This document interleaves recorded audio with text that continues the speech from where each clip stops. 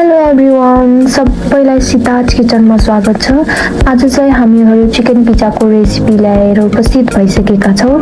So त्यसको लागि सुरुमा पिज्जा डो रेडी गर्नुपर्ने हुन्छ। डोको लागि चाहिँ refined flour, yeast, bread improver, salt and sugar, also water and oil सबैलाई एउटा मिक्सिङ बाउलमा राखेर मिक्स गर्ने एउटा डो रेडी गर्नुपर्ने हुन्छ।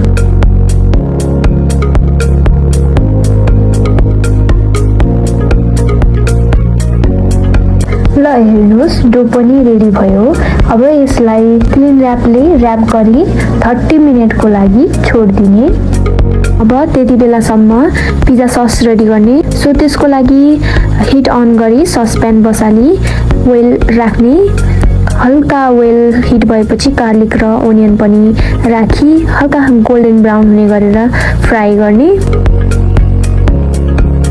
अब गोल्डन ब्राउन भइसकेपछि चाहिँ टमाटो प्युरी पनि एड गरेर एकछिन पकाउने। सँगसँगै chilli flakes, rosemary, oregano, salt and sugar राखी लो हिटमा पकाउने।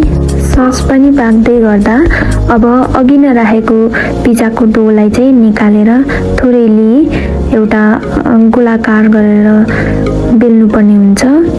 डोलाई गोलाकारमा बेलिसकेपछि चाहिँ त्यसलाई एउटा भाँडामा सिफ्ट गर्ने र काँटा चम्मचको मद्दतले हल्का छेद पार्नुपर्ने हुन्छ।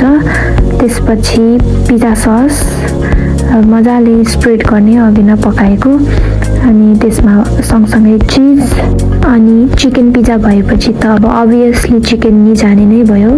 सो चिकन पनि मजाले ठाउँमा मिलाएर राख्ने, सँगसँगै ओनियन पनि राख्ने। अनि हजुरहरूलाई क्याप्सिकम पनि मिठो लाग्छ भने सो क्याप्सिकम पनि राख्दा हुन्छ। अब यति गरिसकेपछि ओरिगानो पनि हल्का छर्ने, plus chilli flakes and olive पनि छ भने। एन्ड अब चाहिँ पकाउनुको लागि प्रिहिट ओभनमा चाहिँ पकाउनु पर्ने हुन्छ। फाइनली चिकन पिज्जा पनि रेडी भयो। सो हजुरहरूलाई कस्तो लाग्यो हाम्रो भिडियो?